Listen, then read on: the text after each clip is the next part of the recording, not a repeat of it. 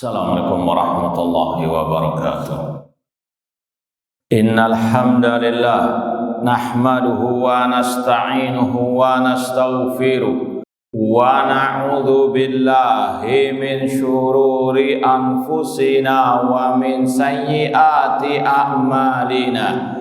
Man yahdihillahu fala mudhillalah wa man yudlil fala hadiyalah. Ashhadu an la ilaha illallah wahdahu la syarikalah wa ashhadu anna Muhammadan abduhu wa rasuluh. Ya ayyuhalladzina amanu taqullaha haqqa tuqatih wa la tamutunna illa wa antum muslimun. Ya ayyuhan nasu taqu rabbakumul ladzi khalaqakum min nafsin wahidah wa khalaqa minha zawjaha wa batha minhuma rijalan katsiran wa nisaa'a wattaqullaha alladzi tasaaluna bihi wal arham innallaha kana 'alaikum raqiba. Ya ayyuhalladzina amanu taqullaha wa qulu qawlan sadida yuslih lakum a'malakum wa yaghfir lakum dhunubakum wa may yuti'illaha wa rasulahu faqad faza fawzan 'azima. Amma ba'd, fa inna asdaqal hadithi kitabullah wa khairal hadi hadi Muhammadin sallallahu alaihi wasallam wa syarrul umuri muhdatsatuha wa kullu muhdatsatin bid'ah wa kullu bid'atin dhalalah wa kullu dhalalatin finnar. Ma'asal muslimin ikhwani fillah wa akhwati, bapak-bapak, ibu-ibu, saudara-saudariku rahimani wa rahimakumullah. Alhamdulillah, segala puji bagi Allah Subhanahu wa taala yang mempertemukan kita kembali dalam kajian kitab Ushulul Iman, prinsip-prinsip keimanan oleh Syekhul Islam Muhammad bin Abdul Wahhab rahimahullahu taala. Semoga Allah Subhanahu wa taala senantiasa memberikan kepada kita keistiqomahan di atas at-tauhid dan sunnah Rasul sallallahu alaihi wasallam. Kita masih dalam pembahasan bab tentang ma'rifatullah, bab tentang mengenal Allah Subhanahu wa taala, khususnya yang berkaitan dengan sifat-sifat Allah Subhanahu wa taala. Halaman 38 ada bab isbatu sifatil farah lillahi. Bab tentang penetapan sifat gembira bagi Allah. Baik. Sebagaimana biasanya Syekhul Islam Muhammad bin Abdul Wahhab rahimahullah membawakan dalil-dalil tentang bab tersebut, ya, terutama dari hadis Rasulullah sallallahu alaihi wasallam. Wa an Anas ibni Malik radhiyallahu anhu qala, dari Anas bin Malik radhiyallahu anhu, beliau berkata, qala Rasulullah sallallahu alaihi wasallam, Rasul SAW bersabda, lallahu asyaddu farahan bitaubati abadihi hina yatubu ilaihi min ahadikum kana ala rahilatihi bi ardi falatin. Sungguh-sungguh Allah lebih bergembira dengan taubatnya hambanya ketika dia bertobat kepada Allah daripada salah seorang di antara kalian yang di atas kendaraan untanya di tanah lapang atau di gurun pasir, fanfalatat minhu, yang mana unta atau kendaraan untanya itu hilang darinya, wa alaiha ta'amuhu wa syarabuhu, di atas kendaraan untanya tersebut ada makanannya, minumannya, fa'ayisa minha, dia pun putus asa dari mendapatkan kendaraan untanya tersebut. Fa'ata syajaratan, lalu dia pun mendatangi sebuah pohon. Fattaja'a fi dhilliha, dia pun menyandarkan diri di bawah naungan pohon tersebut. Waqad aisa min rahilatih, dan dia sudah putus asa untuk mendapatkan kendaraan untanya tersebut. Fa bainama huwa kadzalik, tiba-tiba di saat dia sudah putus asa, datanglah untanya tersebut, ya, id huwa biha qaimatun indahu, tiba-tiba untanya muncul di sampingnya. Fa akhadha bi khitamiha, lalu dia pun mengambil tali kekang unta tersebut.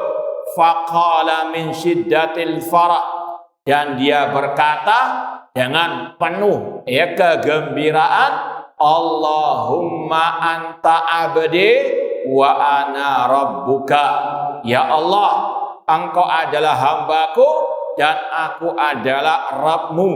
Akhta'a min syiddatil farah, dia keliru atau bahasa Surabayanya keperucut karena sangat gembiranya. Ana ulangi lagi, ikhwani fillah wa akhwati rahimani wa rahimakumullah, terjemahan hadisnya, sungguh-sungguh Allah lebih bergembira dengan tobat hambanya ketika dia bertobat kepada Allah daripada gembiranya salah seorang di antara kalian yang dia di atas kendaraannya atau untanya di tanah yang luas padang pasir, lalu tiba-tiba untanya tersebut menghilang darinya. Sedangkan di atas untanya ada makanannya, ada minumannya, hingga dia pun putus asa mendapatkan untanya tersebut. Lalu dia pun mendatangi sebuah pohon dan dia pun bersandar di bawah naungan pohon tersebut, dan dia sekali lagi dalam keadaan putus asa mendapati untanya. Fabainama huwa kadzalik, di saat dia sudah putus asa, sudah nggak ada harapan hidup, di tengah gurun pasir, lalu tiba-tiba datang untanya, lalu dia pun bergegas memegang tali kekang unta tersebut, dan dia berkata dengan penuh kegembiraan, ya Allah, engkau adalah hambaku dan aku adalah Rabbmu. Akhta'a, dia keliru, dia tergelincir karena sangat gembiranya. Akhrajah, hadis ini riwayat Imam Bukhari dan Muslim. Ma'asal muslimin ikhwani fillah wa akhwati rahimani wa rahimakumullah, mungkin ada 3 poin penting dalam hadis ini. Yang pertama, dan ini inti dari pembahasan bab ini, yaitu menetapkan sifat al-farah, gembira bagi Allah Subhanahu wa ta'ala. Seperti yang sudah kita sampaikan dari awal, Ahlussunnah wal Jamaah sepakat menetapkan semua yang ditetapkan oleh Allah tentang nama-nama dan sifat-sifatnya yang tercantum dalam kitabnya atau yang tercantum dalam hadis-hadis Rasulullah SAW yang sahih, tanpa menyerupakannya dengan sifat makhluk, tanpa membayang-bayangkannya, tanpa menyelewengkan dari makna yang sebenarnya, dan tanpa menafikan. Ini adalah akidah dan kaidah Ahlussunnah dalam menetapkan sifat-sifat Allah. Apa yang Allah katakan, dikatakan oleh Ahlussunnah. Apa yang dikatakan oleh Rasul, maka itu yang dikatakan oleh Ahlussunnah wal Jamaah. Sebagaimana ciri khas Ahlussunnah, naduru ma'asunnah haitsu darat. Kata Imam Al-Auza'i rahimahullah, kita berputar bersama sunnah Rasul kemana sunnah itu berputar. Sunnah Rasul menetapkan sifat Allah, kita tetapkan. Akal kita tinggalkan kalau bertentangan dengan Al-Quran dan Sunnah Rasulullah SAW. Di dalam hadis ini Rasul dengan tegas mengatakan, lallahu asyaddu farahan. Farahan artinya gembira. Sungguh-sungguh Allah lebih bergembira. Maka Ahlussunnah menetapkan Allah punya sifat farah, gembira sesuai dengan kebesarannya, tidak sama dengan kegembiraan makhluk. Meskipun kata-katanya sama, tidak mengharuskan sama hakikatnya. Sebagaimana sifat-sifat yang lain, Allah punya sifat al-haya kehidupan, manusia juga punya sifat al-haya kehidupan. Allah punya sifat ilmu, manusia juga punya sifat ilmu. Manusia punya sifat pendengaran, Allah punya sifat pendengaran. Namun sebagaimana kata Imam Abu Hanifah rahimahullah, ya'lamu laka ilmina. Allah punya ilmu, namun gak sama dengan ilmu kita. Yara laka ru'yatina. Allah melihat, namun tidak sama dengan penglihatan kita. Kata-katanya sama, namun hakikatnya tidak harus sama dan tidak ada kelaziman. Seperti yang dikatakan oleh Imam Ibnu Khuzaimah juga, binatang punya wajah, manusia punya wajah. Apakah ada kelaziman? Ya, kalau orang mengatakan monyet punya wajah, berarti menyamakannya dengan manusia? Nggak ada kelaziman. Maka tidak waras kalau ada orang yang ketika disebutkan sifat-sifat Allah, kemudian terbetik dalam benaknya, kalau kita sebutkan, kita tetapkan ini sebagai sifat Allah, nanti sama dengan sifat makhluk. Ini perumpamannya tadi, seolah-olah apa? Kalau ada orang menyebut wajah monyet, dia merasa GR, seolah-olah apa? Dia sama dengan monyet. Tidak ada kelaziman. Sekali lagi, penetapan sifat Allah ini tidak ada kelaziman menyerupakan dengan makhluk. Sebagaimana kata gurunya Imam Al-Bukhari, wa laisa fi ma wasafallahu bihi wa rasuluhu tasbih. Tidaklah menetapkan, mensifatkan apa yang Allah sifatkan, yang disifatkan oleh Rasul itu sebagai bentuk penyerupaan. Dan kata Ishaq bin Rahawai, gurunya Imam Bukhari juga, namanya tasbih idza qala yadun kayadin. Kalau mengatakan tangan Allah sama dengan tangan makhluk, baru itu namanya menyamakan, itu hukumnya kufur akbar. Sekedar menetapkan, ini tidak ada kelaziman menyerupakan. Ini yang paling utama dalam pembahasan kita. Allah lebih bergembira. Allah punya sifat al-farah, bergembira sesuai dengan kebesaran dan kesempurnaannya. Laisa kamitsli syai', tidak ada sesuatu yang serupa dengan Allah. Kemudian poin yang kedua dalam hadis ini yang perlu untuk kita tekankan, yaitu berkaitan dengan At-Taubah, bahwasanya Allah lebih bergembira dengan tobatnya hambanya. Di sini memotivasi kita semuanya untuk menjadi hamba-hamba Allah yang dikatakan oleh Rasul, wa khairul khata'ina at-tawwabun. Sebaik-baik yang salah adalah yang bertaubat. Di antara motivasi bertobat yaitu tadi, karena Allah sangat gembira dengan taubatnya seorang hamba. Dan dari sini pula kita sekali lagi harus betul-betul menyadari kullu bani Adam khata', setiap manusia pasti berbuat kesalahan, wa khil khata'ina at-tawwabun, dan sebaik-baik yang bersalah adalah yang bertaubat. Ya ayyuhalladzina amanu tubu ilallahi taubatan nasuha. Wahai orang-orang yang beriman, bertobatlah kepada Allah dengan taubat yang nasuha. Dan insyaallah sudah kita pelajari bersama taubat yang nasuha itu kalau terpenuhi 5 syaratnya. Yang pertama, al-ikhlas lillahi ta'ala. Tobat harus diiringi dengan al-ikhlas. Innamal a'malu binniyat.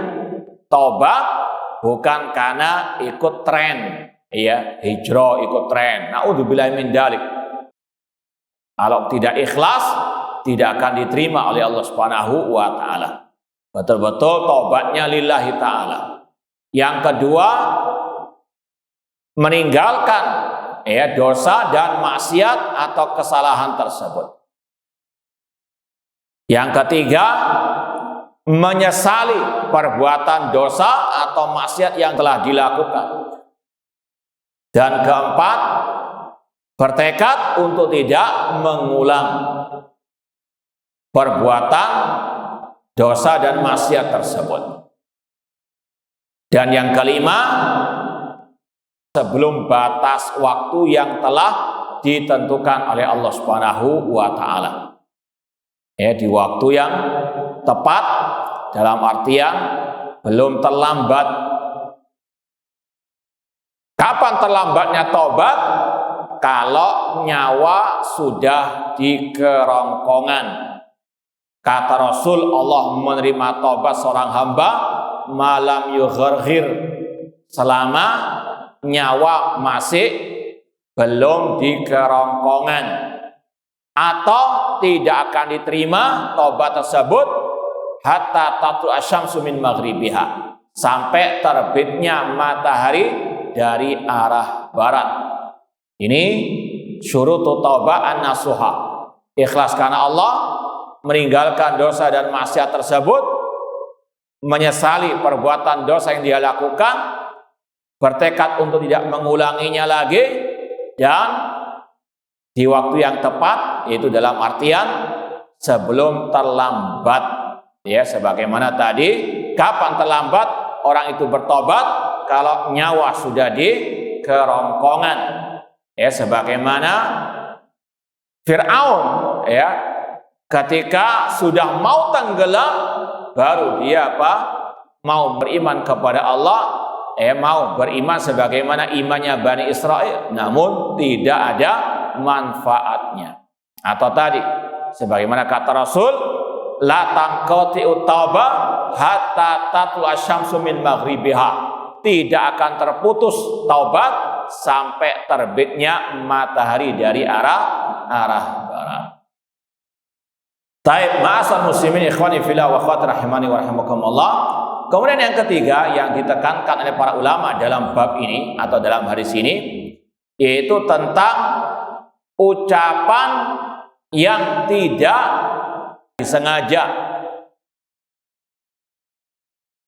Ini meskipun hukum ya asalnya kufur akbar, orang itu mengatakan, ya Allah, engkau adalah hambaku dan aku adalah Rabbmu. Ini kata para ulama, ucapan yang lebih kufur dari ucapan Fir'aun. Kalau Fir'aun hanya mengatakan, ana rabbukumul a'la, aku adalah Rabb kalian yang paling tinggi. Tapi orang ini mengatakan, ya Allah, engkau adalah hambaku. Ini luar biasa, istilahnya pelecehannya kepada Allah Subhanahu wa taala. Hukum ucapan ini kufur akbar, tapi orangnya tidak boleh dikafirkan karena ucapan ini muncul dari ketergelinciran al-lisan. Makanya Rasul hanya mengatakan akhto'a. Akhto'a artinya tadi, dia tergelincir, keperucut, ya, dia tidak sengaja karena sangat gembiranya muncul ucapan tersebut, ya. Atau mungkin juga sama, orang yang sangat marah terkadang muncul ucapan yang kufur akbar atau syirkul akbar.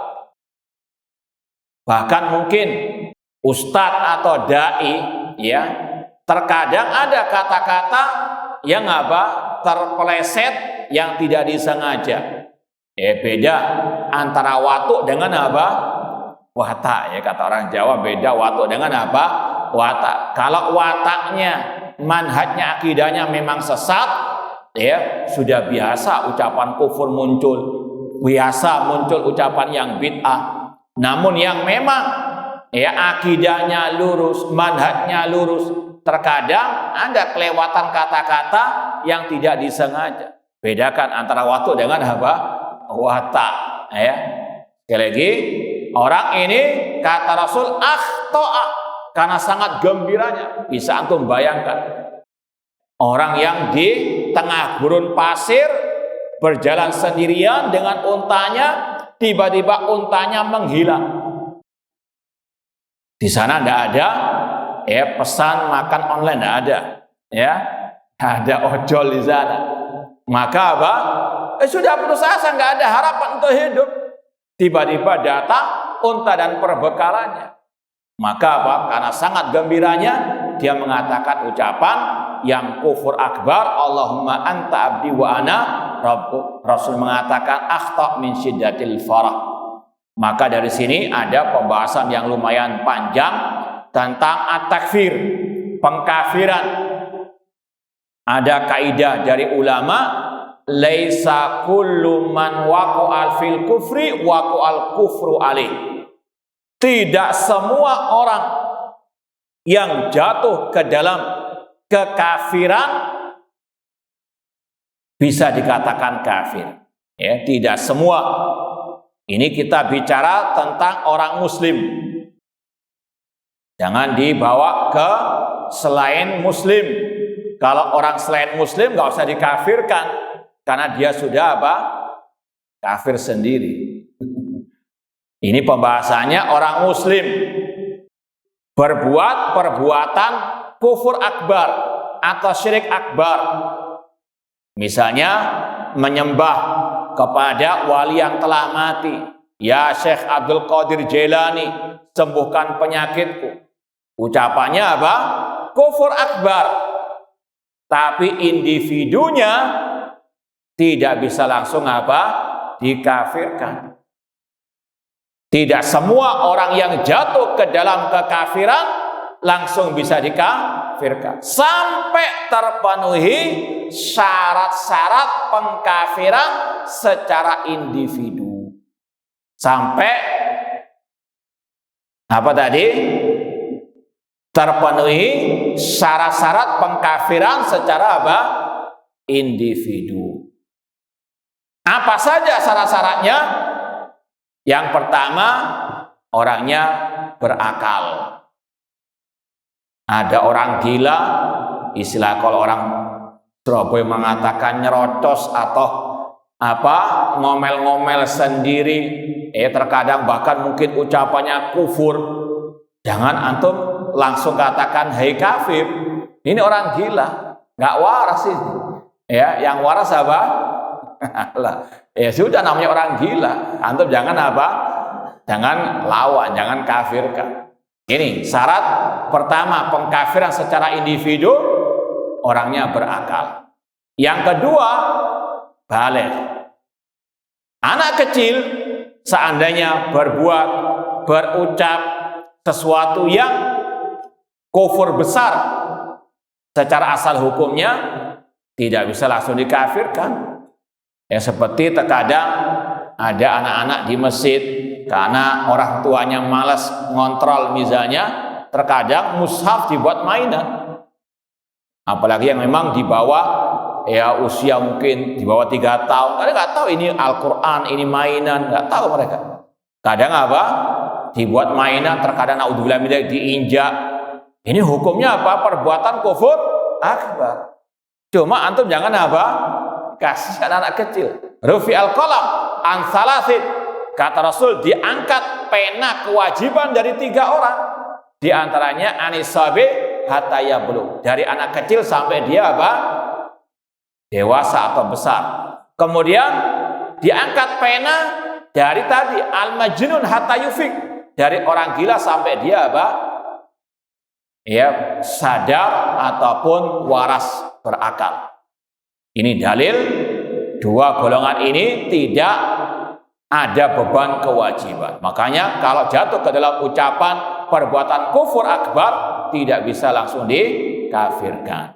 Yang ketiga, syarat pengkafiran secara individu kalau orangnya sudah berilmu, sudah tegak ilmu, sudah tegak al-ilmu. Ini sebagaimana dalilnya kisah Zatu Anwat, hadis riwayat Tirmidzi dan yang lainnya dari Abi Waqid Al-Laitsi radhiyallahu anhu. Beliau berkata, kharajna ma'a Rasul sallallahu wa nahnu hudatsau adid bi kufrin. Pernah kami berperang bersama Rasul di perang Hunain. Sedangkan kami waktu itu masih baru masuk Islam, baru keluar dari kekafiran. Sebagian sahabat yang ikut perang Hunain waktu itu, istilah kita mu'allaf, baru masuk Islam. Famaronna bisidratin, kami waktu itu melewati sebuah pohon bidara. Fakulna ya Rasulullah, ij'al lana dzata anwatin kama lahum dzata anwat. Kata sebagian sahabat yang baru masuk Islam itu, ya Rasulullah, buatkan untuk kami pohon-pohon keramat. Ini intinya, permintaan yang syirik, permintaan yang kufur akbar. Minta dibuatkan apa? Pohon keramat. Sebagaimana orang musyrikin punya pohon keramat yang mereka menggantung pedang-pedang senjata mereka di pohon tersebut agar sakti Mandraguna. Namun apa yang dikatakan oleh beliau? Apakah beliau mengkafirkan? Tidak. Beliau mengatakan Allahu Akbar inna sunan kultum kama qalat Banu Israil li Musa ij'al lana ilahan kama lahum aliha. Allahu Akbar, Allah yang maha besar. Ucapan kalian ini, permintaan kalian ini sebagaimana permintaan Bani Israel kepada Nabi Musa, buatkan untuk kami sesembahan sebagaimana orang-orang musyrikin punya sesembahan. Rasul menyamakan permintaan sahabat yang minta dibuatkan pohon keramat seperti permintaan Bani Israel yang meminta kepada Nabi Musa sesembahan. Artinya dua-duanya ini syirkun akbar. Tapi Rasul tidak mengkafirkan para sahabat yang baru masuk Islam tersebut karena tadi mereka baru keluar dari kekafiran, belum tegak hujjah. Tetap diingkari, tetap Rasul menasehati, tidak dibiarkan meskipun dikala perang. Ini yang kita sampaikan dahulu. Kalau ada kelompok dari kaum muslimin berperang namun keliru perangnya, wajib diingkari meskipun dalam keadaan berperang. Sebagaimana kasus Hamas, belum punya kekuatan yang mumpuni melawan orang Yahudi. Mereka enak, habis perang masuk ke terowongan. Yang dibantai siapa? Rakyat sipil. Ada berita yang mengatakan sampai sudah 100.000 yang meninggal dunia. Itu ada yang mengatakan menggembar-gemborkan ini kemenangan. Kemenangan model apa? 100.000 kaum muslimin meninggal dunia. Ini sekali lagi dikritik oleh para ulama, diingkari oleh para ulama. Kalau ada yang mengatakan tidak boleh mengingkari, ini Rasul mengingkari. Ketika perang Hunain. Sekali lagi, Ahlussunnah naduru masunnah haitsu darat. Kita berputar bersama sunnah kemana sunnah berputar. Rasul ketika di kota Mekah dalam keadaan lemah tidak mengangkat senjata. Ini sunnahnya Rasul. Kalau ada yang menyelisih berarti menyelisih sunnah Rasul sallallahu alaihi wasallam, berarti salah jihadnya. Sekali lagi, ini kalau Ahlussunnah naduru masunnah haitsu darat. Kita mengikuti sunnah kemana sunnah Rasul berputar. Tidak mengikuti hawa nafsu ataupun semangat yang penting jihad, yang penting perang, sikat. Naudzubillah min dzalik. Sekali lagi, Ahlussunnah naduru ma'asunnah haitsu darat. Kita berputar bersama sunnah kemana sunnah berputar. Intinya Rasul SAW tadi menegur para sahabat yang meminta permintaan yang syirik, minta dibuatkan pohon keramat. Namun Rasul tidak menyuruh mereka mengulangi kalimat syahadat karena Rasul tahu mereka baru masuk al-Islam. Dan inilah yang diucapkan oleh para ulama, di antaranya Syekhul Islam Ibnu Taimiyah rahimahullah ta'ala. Beliau mengatakan kepada tokoh-tokohnya ulama Jahmiyah setelah beliau berdebat, beliau mengatakan lau qultu ma qultum lakafartu. Seandainya aku mengucapkan sebagaimana ucapan kalian, aku kafir. Karena ucapan kalian kufur akbar, yaitu mengingkari Allah di atas al-arsy, mengatakan Al-Quran makhluk. Ini ucapan kufur. Seandainya aku, kata beliau, kata Syekhul Islam, mengucapkan seperti ucapan kalian, aku kafir. Karena ucapan kalian kufur akbar. Walakinnakum indi la takfurun. Namun kalian menurutku tidak kafir, karena kalian masih jahil. Padahal beliau berdebat dengan ulama tokoh-tokohnya kelompok Al-Jahmiyah. Ini Ahlus Sunnah tidak seperti yang dituduhkan oleh sebagian orang suka mengkafirkan. Secara umum iya, yang mengatakan Al-Quran makhluk kafir, iya. Yang menyembah wali yang telah mati kafir, iya. Ini kaidah secara umum, ya. Dan ini kaidah sebagaimana dalam Al-Quran. Allah mengatakan dalam Al-Quran, wa may yad'u ma'allahi ilahan akhara la burhana lahu bihi fa inna ma hisabu inda rabbi innahu la yuflihul kafirun. Barang siapa berdoa kepada selain Allah yang dia tidak memiliki keterangan padanya, maka hisabnya di sisi Allah, dan tidaklah beruntung orang-orang kafir. Allah menvonis secara umum yang berdoa kepada selain dirinya itu kafir. Ahlus Sunnah juga mengatakan demikian. Yang berdoa kepada selain Allah, entah berdoa kepada malaikat, kepada nabi, kepada wali, kepada jin, dia kafir. Kaidah secara umum. Namun si B, si C-nya ini tadi harus ada apa? Terpenuhi syarat-syarat at-takfir. Di antaranya ditegakkan al-hujjah, dan inilah yang juga dikatakan oleh Syekhul Islam Muhammad bin Abdul Wahhab rahimahullah ta'ala. Beliau mengatakan idza kunna lanu kafir man abada sanam alladhi ala qabri Ahmad Badawi li ajli jahlihim. Kami tidak mengkafirkan orang yang sujud di kuburannya Ahmad Badawi di Mesir sana karena kejahilan mereka. Sekali lagi, ini kaidah Ahlus Sunnah wal Jamaah, tidak gegabah dalam mengkafirkan si B, si C, ya, individu, person. Bedakan antara kaidah umum pengkafiran secara umum dengan pengkafiran secara apa? Individu. Imam Ahmad contohnya, beliau dan ulama salaf sepakat mengatakan tadi, yang mengatakan Al-Quran makhluk dia kafir. Tapi Imam Ahmad tidak pernah mengkafirkan Al-Khalifah Al-Ma'mun, Al-Khalifah Al-Mu'tasim, Al-Khalifah Al-Wathiq yang mengatakan Al-Quran makhluk, bahkan menjadikannya sebagai undang-undang kekhalifahan pada waktu itu.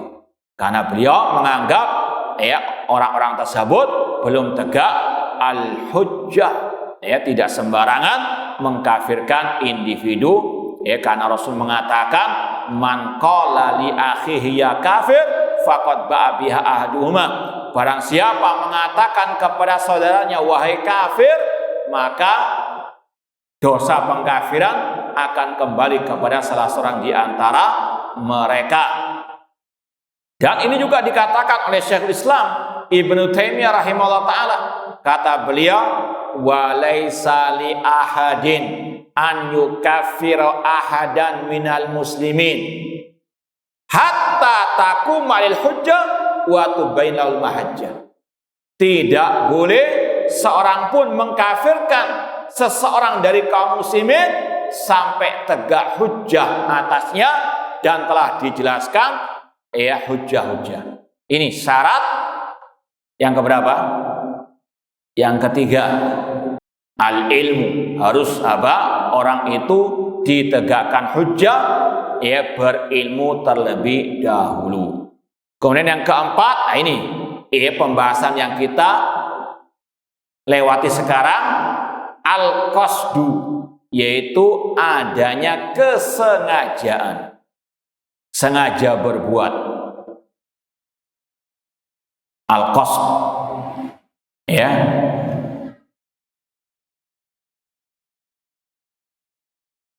Makanya Rasul tidak mengkafirkan orang yang mengatakan, ya Allah, Kau adalah hambaku dan aku adalah Rabbmu. Ya, orang itu apa? Tidak sengaja, maka tidak dikafirkan. Namun kalau seandainya dia sengaja dengan kesadaran penuh dia mengatakan seperti itu, maka dia jelas kafir. Ucapannya kufur akbar, orangnya apa? Kafir. Ini seperti yang dicontohkan oleh sebagian masyayikh, kalau nggak salah di antaranya Syekh Abdul Aziz Ar-Rayyis hafizahullah ta'ala, tentang muadzin, ya. Terkadang muadzin, ya, dengan semangatnya atau dengan keluguannya yang penting azan, terkadang nggak paham bagaimana melafadzkan lafaz-lafaz azan tersebut. Di antaranya ketika mengucapkan at-takbir, Allahu Akbar, itu kan baknya pendek, tapi karena ingin suaranya indah, Allahu Akbar. Orang-orang awam mungkin ya biasa saja. Padahal kalau antum lihat di kamus bahasa Arab, itu maknanya kufur akbar. Ya, kalau tidak salah kata Syekh Abdul Aziz Ar-Rayyis hafizahullah ta'ala, makna akbar, ya, dengan dipanjangkan baknya, itu maknanya gendang atau bel. Ini sebetulnya apa? Ucapan yang naudzubillah min dzalik. Tapi yaitu karena apa? Muadzin nggak sadar, ya, apalagi yang memang bukan orang Arab, orang al-ajam, maka sekali lagi tidak bisa langsung dikatakan orang itu kafir, nggak sengaja dia. Paham dong? Nah, taib ikhwani fillah wa akhwati rahimani wa rahimakumullah. Dan ini kalau kita kembalikan lagi kepada pembahasan dulu, ya, seorang dai yang ngaku ahlus sunnah tapi apa? Mengatakan mencela-mencela, ya, isu deli suri tempe itu seperti nasikh mansuhnya apa? Al-Qur'an. Ini kata Syekh Abdul Aziz, riddah, ucapan yang murtad ucapannya. Namun orangnya barangkali apa? Itu nggak paham apa yang dia ucapkan atau sudah tidak waras, ini beda lagi. Ya, intinya apa? Secara person, individu, ini sekali lagi tidak boleh gegabah mengkafirkan, meskipun kita katakan ucapannya apa? Kufur akbar, ya, dan harus segera apa? Tobat, ya, dan tobatnya kalau di medsos harus apa juga terbuka, bukan juga malah mencela-mencela tobatnya. Intinya tobat, ya, yang nasuha tadi. Ikhwani fillah wa akhwati rahimani wa rahimakumullah. Kemudian yang kelima, di antara syarat takfir al-muayyan, syarat pengkafiran secara individu, adanya al-ikhtiyar. Tadi adanya kesengajaan. Yang kelima, adanya pilihan. Artinya dia sukarela mengatakan, mengucapkan atau melakukan perbuatan tersebut. Ada ikhtiar. Kalau lawannya tidak dipaksa, istilahnya tidak dipaksa, tidak ada paksaan. Ini sebagaimana dalam surat An-Nahl 106, Allah berfirman, man kafara billahi min ba'di imanihi illa man ukriha wa qalbu mutmainnun bil iman. Barang siapa yang kafir kepada Allah setelah keimanannya, kecuali yang dipaksa sedangkan hatinya tenang dengan keimanan. Ayat ini kata ulama diturunkan berkaitan dengan kisah Ammar bin Yasir radhiyallahu ta'ala anhu yang dipaksa mengakui Allat dan Uzza sebagai sesembahannya, dipaksa oleh kaum musyrikin jahiliyah.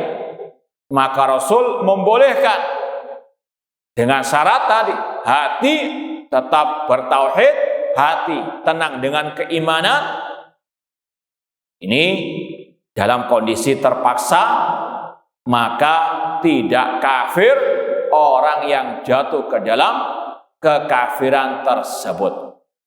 Contoh misalnya kalau ada orang yang sudah bawa celurit, bawa pedang pisau, sudah dikalungkan di leher dan sudah ancamannya mati, ancamannya dibunuh kalau tidak mengikuti paksaannya, seperti misalnya disuruh menyembelih kambing dengan mengucapkan demi wali fulan, atau disuruh untuk sujud kepada kuburan wali fulan misalnya. Maka sekali kalau seandainya orang itu melakukannya dengan keterpaksaan, tidak ada dosa atasnya. Ya, tidak ada apa? Dosa atasnya. Namun kata Syekh Muhammad bin Shalih Al-Utsaimin rahimahullah taala, secara asal boleh mengikuti paksaan. Namun mana yang lebih afdal? Pembahasannya mana yang lebih afdal? Apakah mengikuti paksaan itu atau melawan dengan taruhan nyawa? Maka kata Syekh Muhammad bin Shalih Al-Utsaimin, ada perincian. Kalau yang dipaksa itu orangnya bermanfaat bagi orang banyak, dengan ilmunya, dengan hartanya, atau mungkin dengan jabatannya, maka lebih baik dia mengalah, mengikuti paksaan, tetap dengan hati apa? Mengingkari. Misalnya ada orang yang istilahnya tajir melintir, hartanya untuk dakwah, hartanya untuk anak yatim piatu, untuk fuqara wal masakin, tiap hari menyantuni orang-orang yang nggak mampu. Kalau dia mati, khawatir akan apa? Berdampak negatif terhadap banyak orang. Lebih baik dia mengalah, nggak dosa dia. Intinya sekali lagi, ini yang lebih afdal bagi orang tersebut. Namun yang kedua, kalau orangnya kalau bahasa halusnya itu kurang bermanfaat lah, dia masya Allah beriman, beramal soleh, tapi manfaat untuk orang lain sangat kurang. Apalagi kalau kita kasarnya, nggak ada manfaatnya bagi orang lain, lebih baik mati sudah, sudah. Apalagi yang hidupnya menjadi beban bagi orang lain, lebih baik apa? Insya Allah mati apa? Asyahid. Karena Rasul mengatakan, man kutila duna mali fahuwa syahid. Orang yang terbunuh karena membela hartanya itu mati syahid. Apalagi yang membela apa? Akidahnya. Paham ya? Sekali lagi, ini perinciannya. Secara asal boleh-boleh saja mengikuti paksaan tersebut ataupun melawan. Sekali lagi, ini syurut takfir al-muayyan. Kemudian yang poin terpenting, setelah antum belajar 5 poin itu, jangan langsung praktek. Oh ini mengucapkan ucapan kufur, dia ini sudah berakal. Oh ini dia sudah apa? Baligh. Oh dia ini sudah tegak hujjah, sudah anak kasih kitab. Kemudian yang keempat, dia sengaja mengucapkan itu. Jangan. Ini sekali lagi teorinya seperti itu, namun yang mempraktekkan yang ahlinya yaitu para al-ulama, atau hakim-hakim di pengadilan syariat. Tidak sembarang orang bisa menvonis si B, si C itu kafir secara apa? Individu. Baik, kita lanjut bab berikutnya atau fasal berikutnya, masih berkaitan dengan sifat-sifat Allah. Isbatu sifatil yad lillahi subhanahu wa ta'ala. Menetapkan sifat tangan bagi Allah subhanahu wa ta'ala. Syekhul Islam Muhammad bin Abdul Wahhab rahimahullah membawakan dalil dari hadis Rasulullah sallallahu alaihi wasallam. Dan kitab ini kumpulan daripada hadis-hadis Rasulullah SAW yang berkaitan dengan usulu al-iman. Beliau mengumpulkan hadis-hadis tersebut yang berkaitan dengan usulu al-iman. Meskipun dalil-dalilnya terutama dalam bab ini juga ada dalam ayat-ayat Al-Quran. Ya, cuma difokuskan di sini dalam masalah al-hadis. An Abi Musa radhiyallahu anhu, anna Rasulullah sallallahu alaihi wasallam, dari Abi Musa radhiyallahu anhu bahwasanya Rasulullah SAW bersabda, innallaha yabsutu yadahu bil-lail liyatuba musiun nahar. Sesungguhnya Allah membentangkan tangannya di malam hari untuk orang yang berbuat dosa dikala siang hari bertobat. Wa yabsutu yadahu bin nahar liyatuba musiul lail hatta tatul asyamsu min maghribiha. Dan Allah membentangkan tangannya dikala siang hari agar orang yang berbuat dosa di malam hari itu bertobat sampai terbitnya matahari dari arah barat. Rawahu Muslim. Anak ulangi lagi terjemahannya. Sesungguhnya Allah membentangkan tangannya dikala malam hari agar orang yang berbuat dosa dikala siang hari itu bertobat. Dan Allah membentangkan tangannya dikala siang hari agar orang yang berbuat dosa di malam hari bertobat sampai terbitnya matahari dari arah barat. Kalau hadis ini, kalau kita katakan ya, yang perlu kita tekankan ada 2 poin. Yang poin pertama sudah kita lewati, yaitu masalah motivasi untuk bertobat kepada Allah dengan taubatan an-nasuha. Allah membentangkan tangannya dikala malam, dikala siang agar hamba-hambanya senantiasa bertobat kepada Allah Subhanahu wa ta'ala. Qul ya ibadiyalladzina asrafu ala anfusihim la taqnatu min rahmatillah innallaha yaghfirudz dzunuba jami'ah. Katakanlah, wahai hamba-hambaku yang berlumuran dengan dosa, jangan putus asa dari rahmat Allah. Ya, sesungguhnya Allah mengampuni semua dosa dan Allah Maha Pengampun lagi Maha Penyayang. Dan dilihat dalam surat Az-Zumar ayat-ayat yang agak terakhir. Kemudian pembahasan yang paling inti yaitu tadi penetapan sifat tangan bagi Allah Subhanahu wa ta'ala. Dan ini ijma' salaf. Ya, sejak zaman para sahabat. Contoh di sini, para sahabat Rasulullah SAW ketika mendengarkan hadis ini, nggak ada yang rewel. Oh, maksudnya tangan itu ya Rasulullah adalah nikmat Allah. Oh, maksudnya tangan itu adalah kekuasaan. Ya, mereka memahami sesuai dengan dohirnya.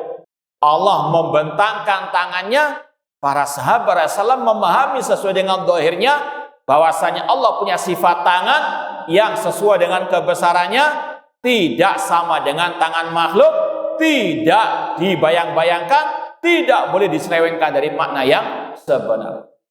Kemudian para tabi'in mendengar dari sahabat Rasul, tidak ada yang rewel, nggak ada yang memprotes, tidak ada yang mentakwil, memahami apa adanya. Amiruha kama ja'at. Para tabi'in mengatakan amiruha kama ja'at. Tetapkan, pahami ayat-ayat hadis-hadis tentang sifat Allah sesuai dengan apa adanya. Dan sudah sering kita sampaikan kitab-kitab ulama salaf, ya. Bahkan kemarin kita ada kajian di TV Roja sempat membahas masalah ini. Kita bacakan dari kitab-kitab salaf, mulai dari kitab Al-Fiqhul Akbar, Imam Abu Hanifah menetapkan sifat tangan, sifat wajah bagi Allah. Ini Imam Abu Hanifah yang wafat tahun 150 Hijriah. Kemudian kita bacakan yang hidup di abad ke-3 Hijriah, yaitu Imam Harab Al-Kirmani dalam kitab beliau Ijma' Salafil I'tiqad yang masih kita kaji setiap hari Kamis ba'da maghrib. Itu menetapkan sifat-sifat Allah apa adanya, nggak ada takwil-takwil. Kemudian kita bacakan pula dari ulama, ya, abad 4 Hijriah. Di antaranya Imam Abul Hasan Al-Asy'ari. Di kitab beliau Maqalatul Islamin yang juga kita masih kaji hari Rabu badal maghrib juga. Kemudian juga kitab beliau Al-Ibana an Usul Diyanah. Ini yang hidup abad ke-4 Hijriah. Imam Abul Hasan Al-Asy'ari meninggal tahun 324 Hijriah. Kita bacakan juga yang sejaman dengan beliau, Imam Ibnu Khuzaimah, Imamul A'imah, imamnya para imam, yang beliau dari mazhab Asy-Syafi'i, dari kitab beliau Kitabut Tauhid. Ini sudah berulang kali kita bacakan agar memantapkan akidah kita, langkah kita di atas akidah ini, dan sekaligus membantah statement bahwasanya ini adalah karangannya Ibnu Taimiyah, karangannya Wahabi. Sekali lagi, tidaklah kita berakidah kecuali mengikuti akidah as-salaf. Itu referensi kita, bukan kaleng-kaleng. Ini dari abad kedua Hijriah, 3 Hijriah, 4 Hijriah, kemudian dari abad 5 Hijriah. Imam As-Sabuni Asy-Syafi'i dalam kitab beliau Aqidah Salaf Ashabul Hadis menetapkan semua sifat-sifat Allah. Di antaranya sifat tangan. Bahkan di mukadimah kitab beliau, beliau mengatakan Ahlussunnah menetapkan sifat tangan bagi Allah dan tidak mentahrif atau mentakwilkannya dengan kedua nikmat, kedua kekuasaan, sebagaimana takwil tahrifnya kelompok Mu'tazilah dan Al-Jahmiyah. Sekali lagi, ini yang wajib untuk diyakini setiap muslim dan muslimah. Sekali lagi, kalau ini pembahasan sudah sering kita lewati dalam kitab-kitab akidah, namun ini dijelaskan dari sisi dalil hadisnya. Metodenya ini berbeda dengan kitab-kitab akidah yang lain. Kalau akidah yang lain disebutkan poin intinya, kemudian kita tambahkan dalilnya. Kalau ini kebalik, disebutkan dalilnya dulu, kemudian kita kupas isi daripada hadis tersebut yang intinya berkaitan dengan masalah sifat Allah, sifat aliyat.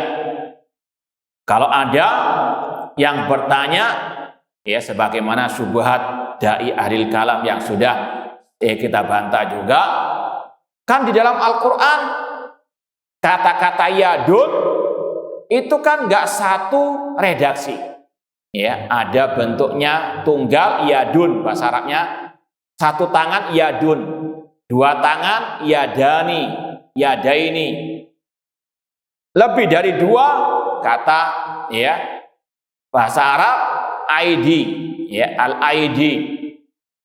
Kan dalam Al-Quran penyebutan tangan Allah banyak redaksinya.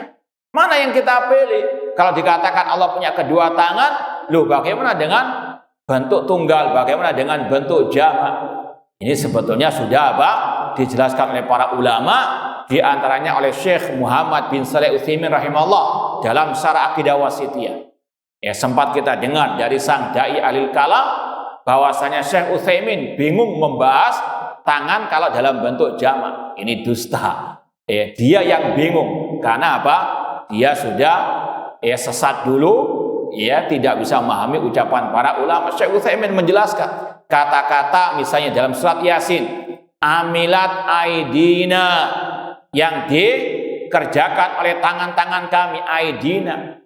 Kata para ulama, aidina tidak menafikan tangan Allah dalam bentuk musanna, dua tangan.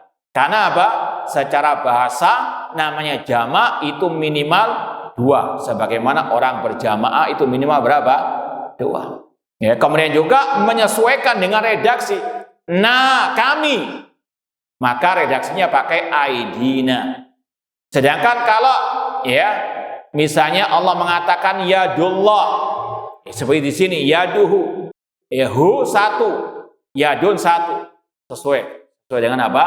Redaksinya. Ini sudah lumrah dalam bahasa Arab. Cuma intinya Ahlussunnah meyakini lillahi yadan, Allah memiliki kedua tangan sesuai dengan kebesarannya. Sekali lagi, ini yang ditetapkan oleh para ulama Ahlussunnah sejak zaman salafus saleh, di antaranya Imam Abu Hanifah, bahkan Imam Abul Hasan Asy'ari dalam 3 kitabnya beliau yang sudah kita sering kupas tuntas. Baik, kemudian yang berikutnya, bismillah. Atau sebelum kita pindah, kita lanjutkan, barangkali ada yang mau ditanyakan, terutama yang berkaitan dengan materi kita tadi. Tidak ada. Baik, kita lanjutkan sedikit lagi. Itsbatu sifatir rahmah lillahi subhanahu wa ta'ala. Penetapan sifat rahmat bagi Allah. Ahlu sunnah sekali lagi menetapkan semua sifat Allah yang tercantum dalam Al-Quran dan sunnah Rasulullah SAW. Beda dengan yang gang sebelah yang hanya menetapkan 7 sifat, 20 sifat. Di mana sifat rahmat bagi Allah? Ya, yang mereka tetapkan hanya sifat al-haya kehidupan, sifat ilmu, sifat as-sama pendengaran, al-basar penglihatan, sifat al-qudrah kekuasaan, al-iradah kehendak, dan sifat al-kalam Allah berbicara. Mana sifat tangan tidak ada? Sifat Allah bergembira tidak ada. Padahal dalilnya jelas. Demikian pula sifat rahmat ini lebih jelas lagi. Setiap hari kita tidak pernah lepas dari Bismillahirrahmanirrahim. Ar-Rahman war-Rahim, nama Allah dan nama Allah Ar-Rahman Ar-Rahim mengandung sifat apa? Ar-Rahman. Cuma mereka tidak mau apa? Menetapkannya, nggak dicantumkan dalam sifat-sifat tersebut. Na'udzubillahi min dzalik. Ini bedanya Ahlus Sunnah yang sejati dengan yang imitasi. Kalau Ahlus Sunnah mengikuti apa kata Allah, kata Rasul SAW. Rasul mengatakan dalam hadis, ya kita baca, walahuma an Umar radhiyallahu ta'ala anhuma. Imam Bukhari dan Muslim meriwayatkan dari Umar bin Khattab radhiyallahu anhu. Qala, beliau berkata, qudima ala Rasul sallallahu bisa bihawazin. Pernah Rasul didatangkan tawanan-tawanan dari Hawazin. Faida imra'atun minasabi tas'a it wajadat sabiyan fisabi. Tiba-tiba ada seorang perempuan yang merupakan tawanan itu bergegas ataupun berjalan cepat ketika dia mendapati anak bayi, ya. Fisabi, dalam tawanan tersebut. Fa'akhadathu, lalu dia pun sang perempuan itu mengambil sang bayi tersebut. Fa'alzaqathu, dan dia gendong, dia istilahnya susui bi batniha fa'ardu'athu. Faqala Nabi sallallahu. Kemudian Rasul bersabda, atarawna hadhil mar'ata tarihatan waladaha finnar. Apakah kalian berpendapat perempuan ini akan melemparkan anaknya ke dalam api neraka? Qulna la wallah, kami para sahabat mengatakan tidak, wahai Rasulullah SAW, demi Allah. Faqala, lalu Rasul bersabda, ini intinya, lallahu arhamu biibadihi min hadi biwaladiha. Sungguh-sungguh Allah lebih kasih sayang kepada hamba-hambanya daripada sang perempuan ini kepada anaknya.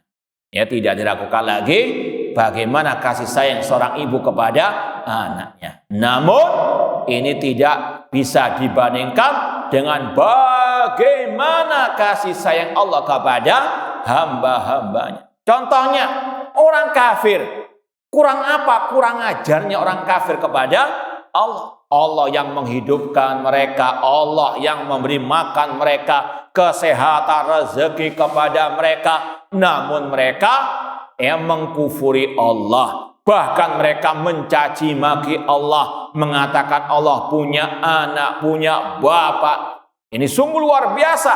Ya, sekali lagi, bagaimana kurang ajarnya mereka. Namun tetap Allah berikan apa? Mereka hidup, Allah berikan mereka makan, minum, kekayaan, jabatan. Luar biasa, ini kasih sayangnya Allah kepada hamba-hambanya. Ya, ahli maksiat, ahli bidah, ahli syirki wal kufri. Ya, kurang apa? Kurang ajarnya mereka kepada Allah. Namun tetap Allah kasihani mereka. Kasih sayang Allah kepada hamba-hambanya meskipun yang kafir itu melebihi seorang ibu kepada apa? Anaknya. Ya, sekali lagi ini yang intinya berkaitan dengan sifat rahmat bagi Allah Subhanahu wa taala. Dan itulah makna daripada Ar-Rahman. Ya, Ar-Rahman mengandung sifat Allah Ar-Rahman yang umum. Makanya ulama mengatakan bedanya Ar-Rahman dan Ar-Rahim. Kalau Ar-Rahman ini mencakup semua makhluk, semua manusia, yang kafir maupun yang mukmin. Allah merahmati yang kafir dengan Allah memberikan hidup kepada mereka, memberi makan, kesehatan, dan seterusnya. Ini rahmat Allah kepada orang-orang kafir. Namun Allah bedakan dengan orang beriman. Kalau orang beriman Allah khususkan wa kana bil mu'minina rahimah, dengan Allah berikan mereka taufik hidayah agar mereka di atas tauhid dan di atas ajaran Allah dan Rasulullah sallallahu alaihi wasallam. Ikhwani fillah wa akhwati rahimani wa rahimakumullah. Jadi sekali lagi Ahlus Sunnah menetapkan sifat rahmat bagi Allah Subhanahu wa taala sesuai dengan kebesarannya, tidak boleh disamakan dengan rahmat makhluk, ya, tidak boleh diselewengkan maknanya. Dan secara bahasa rahmat ya sudah dipahami, kasih sayang. Kata-katanya sama, bahkan Rasul mengatakan perempuan itu punya kasih sayang, Allah punya kasih sayang. Cuma kasih sayang Allah lebih apa? Besar. Ya, apakah Rasul menyamakan ya sifat Allah dengan sifat makhluk? Tidak. Enggak ada kelaziman. Sebagaimana kita mengatakan Allah punya sifat ilmu, kita juga punya ilmu. Apakah kita berarti dituduh menyerupakan Allah dengan makhluk? Tidak. Enggak ada kelaziman. Ya, sekali lagi rahmat ini sudah kata Imam Malik maklum, secara bahasa sudah dipahami. Kasih sayang, bahkan Rasul menggambarkan kasih sayang itu maknanya seperti apa. Ya, si anak tadi perempuan, dia ketika kehilangan anak bayinya, kemudian tiba-tiba mendapatkan anak bayinya di tawanan tersebut, dia apa? Apa istilahnya? Digendong erat gitu ya, didekap dengan erat, disusui. Ya, sekali lagi ini kasih sayang seorang ibu kepada anaknya. Allah lebih kasih sayang kepada apa? Hamba-hambanya. Ini mirip dengan tadi, Allah sangat gembira. Orang yang menemukan untanya itu gembira mendapatkan untanya setelah dia putus asa di tengah gurun pasir. Namun Allah lebih gembira daripada orang tersebut. Gembira dan gembira, kata-katanya sama, namun hakikatnya apa? Berbeda. Maka tetapkan apa adanya, tanpa diserupakan dengan makhluk, tanpa diselewengkan. Gimana? Cukup atau lanjut? Ada pertanyaan sebelum kita tutup atau lanjutkan? Nah, silakan Pak. Assalamualaikum warahmatullahi wabarakatuh. Sifat apa? Salbiyah. Pakai sin, salbiyah.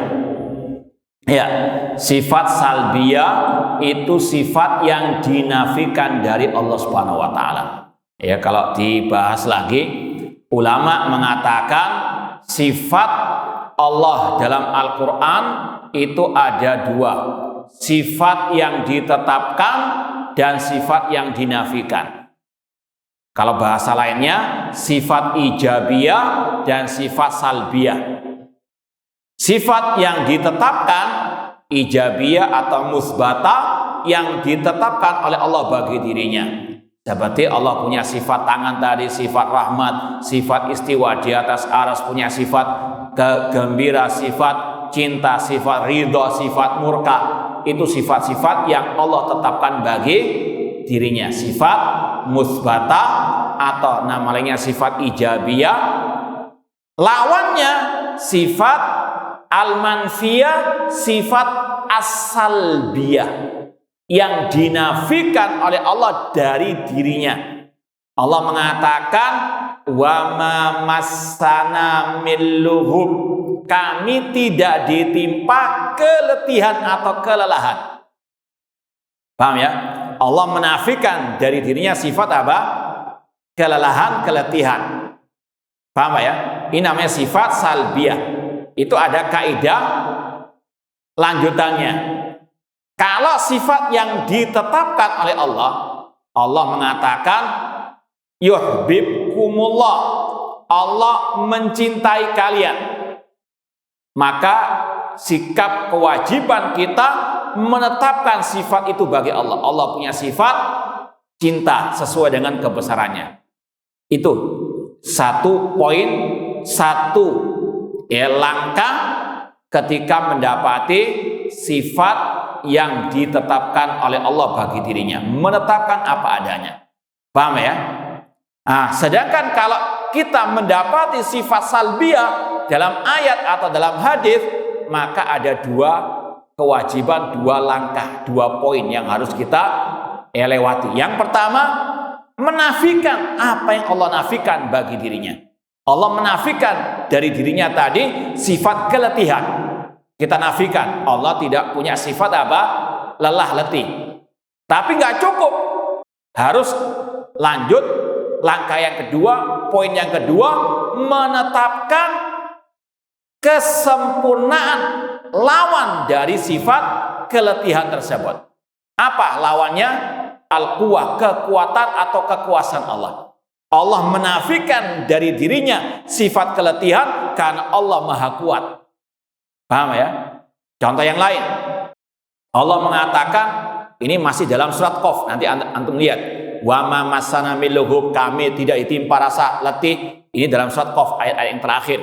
Kemudian ayat yang berikutnya juga sama di surat Qaf. Allah mengatakan wa ma ana bidzallamin lil abid. Aku tidak pernah berbuat zalim kepada hamba-hamba. Allah menafikan dalam ayat ini sifat apa? Kezaliman.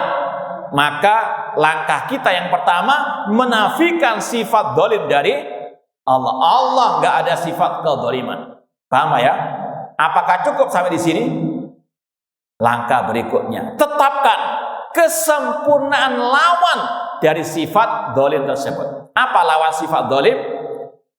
Al-adil. Berarti yang kedua, kita tetapkan Allah Maha Adil atau menetapkan sifat keadilan. Itu kaidahnya. Karena sekedar menafikan itu bukan bentuk pujian. Maka langkah kedua, tetapkan kesempurnaan dari lawan sifat yang dinafikan oleh Allah Subhanahu wa taala.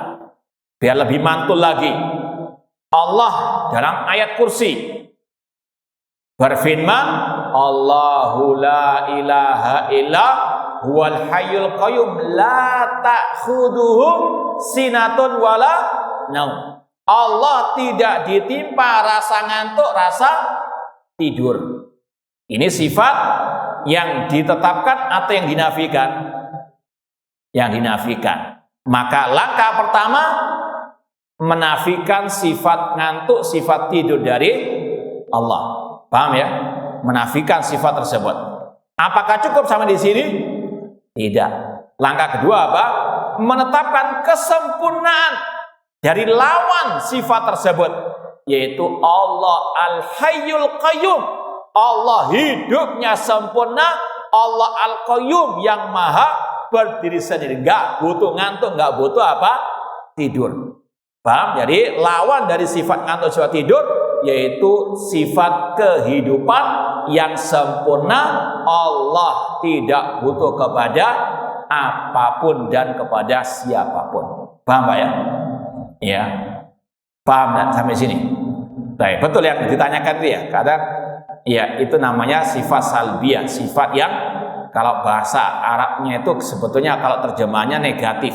Ya, sifat ijabiyah yang positif, sifat salbiyah yang negatif. Kalau mau dijelaskan lagi, sifat yang dinafikan dari Allah, maka kewajiban kita menafikan yang dinafikan oleh Allah, dan yang kedua menetapkan kesempurnaan lawan dari sifat tersebut. Nah, Mau ditambahkan lagi? Kalau biar lebih lengkapnya, secara asal dalam Al-Quran itu yang lebih banyak sifat yang ditetapkan bagi Allah. Ya, yang paling banyak dalam Al-Quran itu sifat yang ditetapkan. Sedangkan sifat yang dinafikan sedikit. Paham? Ini nanti berkaitan dengan bedanya Ahlus Sunnah dengan Ahlul Kalam yang menuhankan akal dalam berakidah. Kalau mereka lebih banyak membahas yang dinafikan daripada yang ditetapkan. Padahal metode Al-Quran lebih banyak disebutkan sifat-sifat yang ditetapkan bagi Allah daripada sifat-sifat yang dinafikan. Baik, Anda rasa cukup. Ada yang mau ditanyakan lagi? Nah, tafadhol. Apa? Apakah boleh menambahkan sifat-sifat yang dinafikan bagi Allah? Sebagai ciri khas ahli sunnah tadi, ya, ahli sunnah naduru ma'asunnah haitsu darat. Kita berputar bersama sunnah Rasul kemana sunnah berputar. Kita nggak berakidah kecuali dengan dalil. Dalam menetapkan, dalam menafikan. Maka demikian pula sifat yang dinafikan tidak boleh menambah-nambah sendiri. Contoh ya, ini diantara kelakuan alil bid'ah untuk menafikan sifat-sifat yang Allah tetapkan, mereka pakai istilah-istilah yang baru. Allah bukan jisim. Ini yang sering diotak-atik. Allah bukan jisim, artinya tidak beranggota tubuh. Ini versi mereka. Paham ya? Kata-kata Allah laisa bijismin, ini sifat yang dinafikan oleh mereka, yang mereka karang-karang sendiri. Paham ya? Ahlus sunnah tidak ada yang menetapkan, menafikan sifat jisim secara mutlak. Lafaznya tidak ada dalam Al-Quran, tidak ada dalam sunnah Rasul. Maka ada kaidah baru lagi. Semoga antum nggak bingung dapat kaidah-kaidah terus ini. Kata para ulama, kalau ada istilah-istilah yang baru, terutama dalam pembahasan tauhid asma wa sifat, ya, yang nggak ada nasnya secara penetapan ataupun penafian, maka kita tidak menetapkan secara mutlak lafadznya, tidak menafikan secara mutlak juga, namun nastafsil, memperinci. Kalau ada orang mengatakan Allah bukan jisim, kita tanya apa maksud inti dengan Allah bukan jisim? Kalau dia mengatakan, maksudnya itu Allah nggak punya wajah, maksudnya itu Allah nggak punya mata, nggak punya tangan, nggak punya indera itu, padahal itu semuanya tercantum dalam Al-Quran. Maka kita katakan lafadz Allah nggak berjisim serta maknanya kita tolak mentah-mentah. Karena Allah sendiri yang mengatakan wa yabqa wajhu rabbika dzul jalali wal ikram. Paham ya? Namun kalau dia mengatakan makna Allah tidak jisim, Allah bukan jisim, itu maknanya Allah punya wajah, namun wajahnya nggak sama dengan makhluk. Allah itu maksudnya punya mata, namun nggak sama dengan mata makhluk. Allah punya tangan, namun nggak sama dengan tangan makhluk. Maka kita katakan maknanya kita benarkan, maksud inti kita benarkan, namun lafadz inti Allah nggak berjisim, kita nggak mau pakai. Paham ya? Sekali lagi, menambah sifat-sifat yang dinafikan, ini bisa fatal akibatnya. Maka sekali lagi, Ahlus Sunnah senantiasa berputar bersama dalil, kemana dalil itu berputar. Paham insyaallah. Nah, wallahu taala alam. Ada yang lain sebelum kita tutup? Nah, silakan.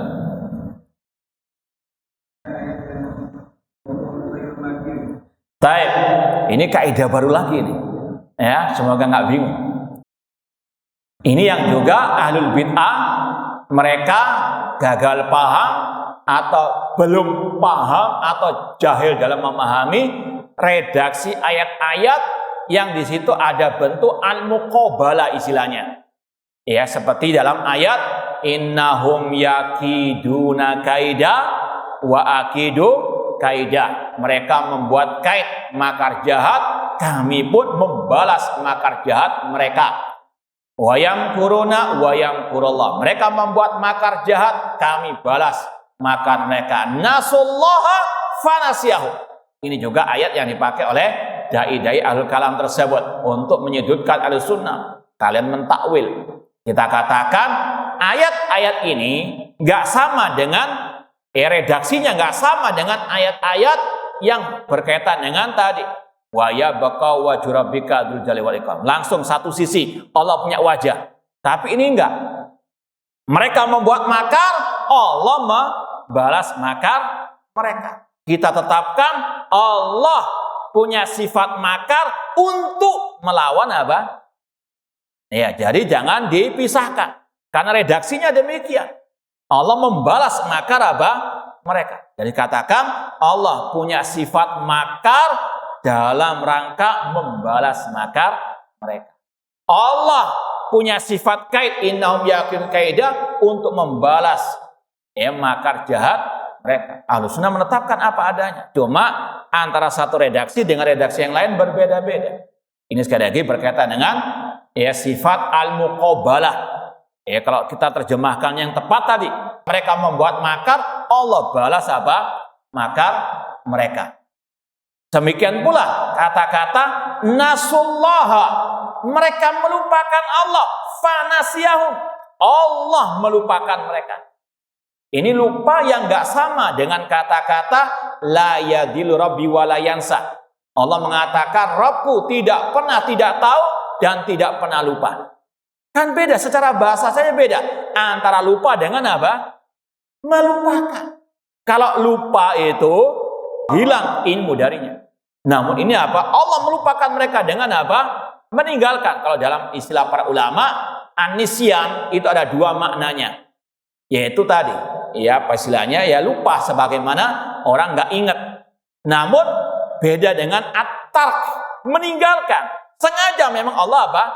Lupakan. Kenapa? Karena mereka melupakan Allah. Paham ya? Ini yang sering dijadikan senjata oleh dai al-kalam. Coba bagaimana dengan ayat nasullah fanasiyah? Kita katakan Allah melupakan mereka. Dan kata-kata melupakan di sini tidak sama dengan kata-kata Allah yansa. Karena di sini ada redaksi mereka melupakan Allah. Allah balas dengan apa? Melupakan mereka. Paham ya? Jadi sekali lagi Ahlus sunnah tetap di atas dalil. Nggak ada takwil-takwil. Namun ini memang redaksinya seperti itu. Allah punya makar. Dalam rangka membalas makar mereka. Bukan ujuk-ujuk demikian membuat makar. Na'udzubillah min dzalik. Paham ya? Sekali lagi. Ini ayat sesuai dengan redaksinya. Mereka membuat makar. Allah balas makar mereka. Ahlus sunnah mengatakan Allah punya sifat makar dalam rangka membalas makar mereka. Jadi jangan kasih titik pada kata-kata Allah punya sifat makar titik. Enggak. Beda dengan kata-kata Allah punya sifat cinta titik. Benar. Memang redaksinya seperti itu. Yuhibbukumullah. Paham ya? Namun di sini ada tadi al-muqabalah sebagai bentuk balasan. Mereka membuat makar, Allah punya makar terhadap mereka. Allah balas makar mereka. Iya, Allah punya sifat makar dalam rangka membalas makar mereka. Iya, Allah melupakan mereka karena mereka melupakan Allah. Paham itu? Wallahu ta'ala alam. Nah, ada yang lagi yang mau ditanyakan? Silakan. Nah, enggak, sifat salbiyah itu kalau mulai diawali dengan la yadlimu, la yadillu. Paham? Ini namanya salbiyah yang dinafikan. Sedangkan di sini Allah menetapkan nasullaha, mereka melupakan Allah, fanasiyahum, maka Allah melupakan mereka, atau dalam artian meninggalkan mereka. Kalau dikatakan meninggalkan ini takwil tidak, Allah memang sengaja meninggalkan mereka dalam rangka membalas perbuatan mereka yang melupakan Allah. Paham Pak ya? Nah, ada yang lain? Tanya deh. Salam. Ini saya Nah, untuk yang awal tadi mengenai emas. nah, Pertama Timur Tengah, nah, Palestina. Emas ini kan istilahnya antara pejuang dan istilahnya mereka ini kan mati syahid. Untuk korban-korban yang dilakukan oleh Hamas, seperti ibu atau anak-anak itu menurut saya itu mati Israel. Jadi kalau menurut saya itu maaf ini Hamas itu Taib. Sekarang gini Mas, kalau misalnya ya ada sebagian dari kaum muslimin ya datang ke negeri kafir misalnya, yang jelas-jelas mungkin dia negara tersebut melarang adanya jilbab, ya kemudian melakukan bom bunuh diri, yang mati orang kafir. Apakah pelaku seperti ini bisa dikatakan pejuang Islam? Niatnya nggak ada lain kecuali jihad sampai dia mengorbankan diri. Jadi seperti yang kita sampaikan tadi, ukuran kita benar atau salah bukan perasaan, bukan akal-akalan, namun dalil. Yang nggak sesuai dengan dalil, kalau ahlus sunnah, ulama ahlus sunnah, kalau nggak sesuai dengan dalil, pasti itu dikatakan salah. Jihad ibadah. Namanya ibadah tidak cukup hanya ikhlas, hanya semangat, namun harus dengan ittiba. Ya, contoh tadi, Rasul sudah mencontohkan dalam sejarah Nabawiyah terang benderang ketika di kota Mekah sebagian sahabat ditindas, bahkan ada yang dibunuh keluarga Ammar bin Yasir. Ya, Bilal bagaimana disiksa. Rasul tidak bisa membantu sama sekali. Tidak ada kata-kata jihad dengan pedang di saat itu. Ini kata para ulama fikih jihad dikala lemah. Kenapa? Karena kalau mereka nekat melawan, fatal akibat. Dan ini yang terjadi. Ya, maka sekali lagi ulama ketika membahas masalah jihad ada syurutul jihad. Gak sembarangan asal teriak-teriak jihad. Di antaranya al-qudrah, kemampuan. Makanya Syekhul Islam Ibnu Taimiyah mengatakan al-muslimun idza kanu bi ardin hum fiha mustad'afun falyamalu bi ayatis sabr. Kaum muslimin kalau dalam keadaan lemah maka selayaknya mengamalkan ayat-ayat tentang kesabaran. Rasul yang mencontohkan. Siapa yang lebih berani daripada Rasul dan para sahabat? Dan Rasul di kota Mekah lebih daripada Palestina. Ya, kalau dikatakan ini lebih mulia ya daripada Palestina, Rasul tetap bersabar. Rasul tidak melawan dengan senjata. Para sahabat ditahan oleh Rasulullah SAW, tidak boleh melawan sama sekali. Ya, sekali lagi kalau kita ingat ayat Allah, laqad kana lakum fi Rasulillah uswatun hasanah. Sungguh telah ada sutradara yang baik pada diri Rasulullah SAW. Ya, maka sekali lagi kita mengatakan salah atau tidak bukan dengan perasaan, bukan dengan akal-akalan, namun dengan ad-dalil. Ya, kemudian juga secara fakta di lapangan, ya kita mungkin enak di sini, ya bisa mengatakan sikat saja di sana. Ya, sekarang secara akal saja, ya kalau kita masih punya perasaan, punya akal yang sehat, berapa kehancuran di sana? Jangan mengatakan ini resiko jihad. Ya kita ngomong enak di sini, yang di sana bagaimana? Ya ratusan ribu kaum muslimin yang sudah terbunuh, bangunan-bangunan hancur. Sedangkan yang memulai perang mereka masih bisa sembunyi-sembunyi. Sekali lagi secara akal yang sehat dan juga fitrah yang salimah. Dalam Islam ada pertimbangan maslahat dengan mafsadahnya. Rasul SAW tidak mau membunuh orang-orang munafikin dengan pertimbangan masalah dengan mafsadah. Kata Rasul, kalau aku membunuh kaum munafikin, orang-orang yang di luar sana akan mengatakan Nabi Muhammad membunuh para sahabatnya. Karena orang di luar sana nggak tahu siapa munafik, siapa orang apa. Pertimbangan masalah dengan apa? Mafsadah. Sama dengan tadi kala jihad Rasul SAW di kota Mekah, tidak ada dengan apa? Senjata. Demikian pula nanti kisah jihad Nabi Isa alaihissalam, ya, nanti akan keluar Nabi Isa di akhir zaman. Kemudian Allah keluarkan Ya'juj wa Ma'juj, dua kabilah manusia yang luar biasa dahsyat kekuatan mereka, banyak menumpahkan darah di atas muka bumi ini, lebih daripada Yahudi Palestina, ya. Kekuatan mereka luar biasa. Apa perintah Allah kepada Nabi Isa? Jauhkan kaum muslimin atau bawa jauh-jauh kaum muslimin ke Bukit Tur. Allah nggak memerintah Nabi Isa untuk apa? Melawan Ya'juj wa Ma'juj. Padahal apa? Beliau Nabi Allah yang tidak ada takut kecuali kepada Allah. Tapi tadi pertimbangan masalah dengan apa? Mafsadahnya. Ya, sekali lagi jihad bukan sekedar modal semangat, namun dengan ittiba kepada ajaran Rasulullah SAW. Antum bisa bayangkan ya, kalau ini betul-betul jihad, antum bisa bayangkan seandainya ini semoga nggak terjadi. Seandainya ini tiap tahun terjadi, bagaimana perasaan antum? Apakah terus suka sikat saja? Sedangkan korbannya apa? Terus berguguran dari kaum muslimin. Ya, sekali lagi dalam Islam ada ikhlas, ada ittiba, ya, juga tadi ada pertimbangan maslahat dengan mafsadahnya. Kemudian seandainya, ya, sebagaimana orang mengatakan ini kan perjuangan dan ini kemenangan, sekarang kan perdamaian. Ngapain kalau menang damai-damai? Sikat aja.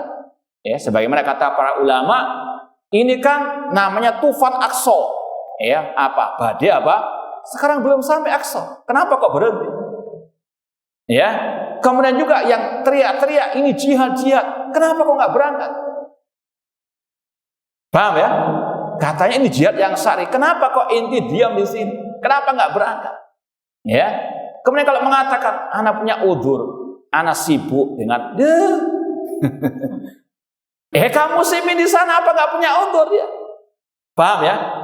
Sekali lagi kita berbicara masalah urusan agama, apalagi yang berkaitan dengan urusan darah kaum muslimin, tidak boleh sembarangan, harus sekali lagi ittiba kepada dalil dan juga dengan apa tadi pertimbangan al-masalih wa al-mafasid. Dan sekali lagi secara fakta di lapangan, kalau kita masih istilahnya punya mata hati, punya mata kepala, bagaimana darah kaum muslimin bercucuran di sana. Demikian pula yang terluka bisa jutaan sudah.